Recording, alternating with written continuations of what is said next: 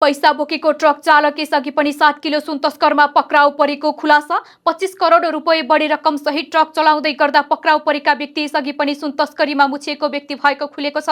काठमाडौँ उपत्यका अपराध अनुसन्धान कार्यालयबाट खटिएको टोलीले ना 7 ख 1652 नम्बरको ट्रक चालक सिन्धुपाल्चोकको भोटेकोशी गाउँपालिका 1 का 43 वर्षीय फुच्चे भनिने कुसाङ लामालाई आज मंगलबार काठमाडौँ टोखा क्षेत्रबाट पक्राउ गरेको थियो। प्रहरीले आज नियन्त्रणमा लिएको ट्रक बरामद रकम र लामालाई सार्वजनिक गरिसकेको छ। बिहान कुनै गाडीमा अवैध मुद्रा र स्वातर्फ लगिँदैछ भन्ने सूचना आयो। पत्रकार सम्मेलनमा अनुसन्धान अधिकृतले भनेका छन्, हामीले त्यहाँ धेरै गाडीहरू सर्च गर्यौं। ट्रकबाट अमेरिकी डलर युरो रकम बरामद गरेको प्रहरीको भनाइरहेको छ। आजको विनिमय दर अनुसार 25 करोड 19,24,950 नेपाली रुपैयाँ बरामद भएको हो। लामा यसअघि पनि सुन तस्करीमा पक्राउ परेर 5 वर्ष जेल बसेर निस्केका व्यक्ति भएको प्रहरीको भनाइरहेको छ। उनी 7 किलो सुनसहित पक्राउ परेको र सजाय भुक्तान गरेर 2078 सालमा निस्केका हुन्। प्रहरीका अनुसार उनलाई विदेशी विनिमय ऐन कसुरमा कारबाहीका लागि पठाइँदैछ।